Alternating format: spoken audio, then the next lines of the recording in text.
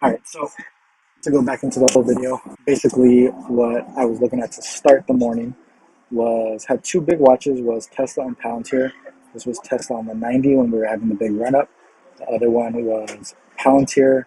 It did have a big pop as well with a nice doji that I liked. I ended up going with Tesla. And so that was the one that I just kept posting into the Discord because I'm trying to stick with one at a time so people don't get overwhelmed. And so was looking for a doji and then a breaker candle on the next candle. It's kind of like my big A plus play that I like to go with. Once we went into the golden zone, that's when I'm really starting to look for a rejection, or if it was the other way, it would be a bounce.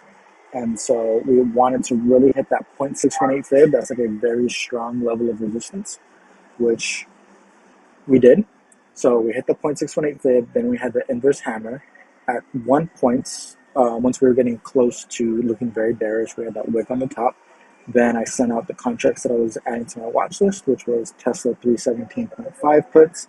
Ended up taking these and the 315 puts just because I thought that it could go down to 315. So I wanted to be able to take a little bit further out of the money contract because I thought we were able to get there, which we did. This was 55 minutes to the 2 hour candle print, which I was favoring at the time, the 2 hour candle, because bigger time frame means we can be in the play for longer, which I like. We were at a gravestone right here. So we had the huge wick on the top, very little body. It's a gravestone doji, and it's a very bearish sign for the chart. And so from here, in a perfect world, we would have stayed right here for 51 minutes, printed like this, and then on the next candle, we would have had a drop. But we ended up coming down a little bit more. So took an entry based off the 90-minute chart. Here it's a 90-minute entry alert, add to the signals channel. So basically, this signals channel is the algorithm that I put together that alerts when to get in, when to get out of plays. And so at 10:21 on this alert right here, that was when it said Tesla at the 90 put entry. And then from there, that was when we got the breaker candle on this 10 o'clock. So at 10:21, 20 minutes into the candle, we got the entry. Then if I were to break it down to a smaller time frame, we're over here, this 30 to 40 minute run basically returned us 100%. So if you put in $100 basically into the play, you're able to pull out 200. If you put in 1,000, you pull out 2. If you put in 10, you pull out 20. So that was basically my run for the play. Once the play got signaled entry at 10:21, then I alerted that at 0.9, that was the support on the contract. So usually I set my stops under a further support the moment I get into the play, which is about 50 to 35% from entry. And then as we go up in the chart, I will move my stop losses under a higher support. So I said higher low on the chart is now $90. The entry was around 127, I believe. And so at that point, it was only like a 20% stop loss. And then once we ran, and then I chased with my stops, that's when now stops are on the positive, which we'll get to. And so we had already broken on the 90-minute. Then on the 2 hour, we were 20 minutes away from an entry to the 2 hour prints. That's when I knew we would get a continuation on the play. This was the continuation on the play where the entry was at 317 like I showed. And at this point, we were down just under $1, but I believe contracts were up like 30 to 40% at that time. And so that's when I raised stops, likely to 10 to 20%. I like to split up my position into different stops, but that's where I raised them. And then once we got the breaker on the 2 hour candle, that's when I knew we had a little bit more room to run.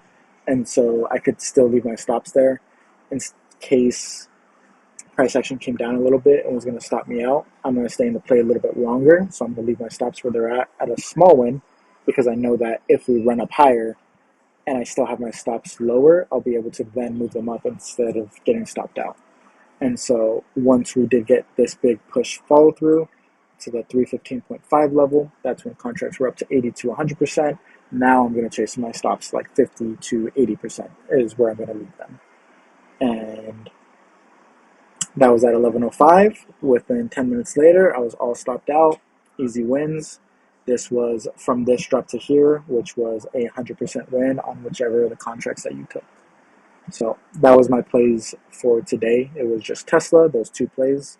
two contracts, but it was basically the same play, and I just went to there. So if we had gone all the way down and held it longer based on the 2 hour chart, I believe contracts went like to 450. So you would have gotten like a nice 3 to 4x on the play, but I'll never be upset with like an 80% win. So at that point, I'm just raising and chasing with my stops. So I have a set bottom with an unlimited top. So that's what I like to do. And that's what the play looked like today. That's how the Discord looks. That's how the bot looks.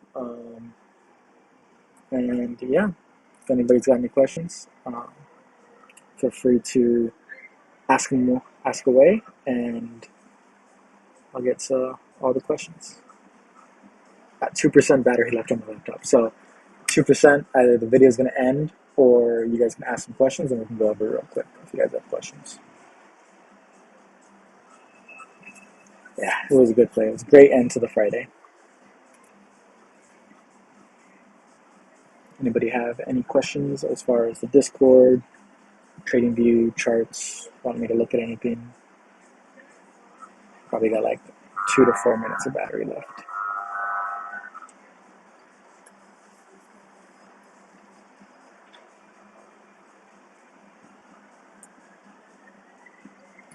How did you know that I was going to reverse? So technically you don't ever know something's going to reverse.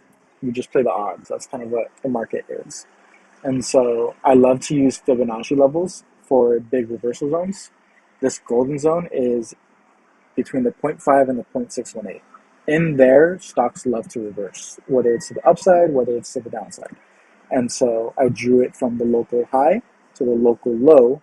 This is now my golden zone that I wanted it to come up to this 0.618 line and then reverse out of there. And so once we came close to that 0.618, I knew that's one level of confirmation to reversal. Once we had the breaker candle to the downside, that's another level of confirmation. I have my strength and momentum indicators that I also use. So whenever we are over this dashed line, that's another confirmation that we're going to have a reversal. Whenever MACD, this is my momentum, I've adjusted them a little bit, but this is my momentum indicator. I say it's like a roller coaster. So whenever the roller coaster is super high, it needs to come back down.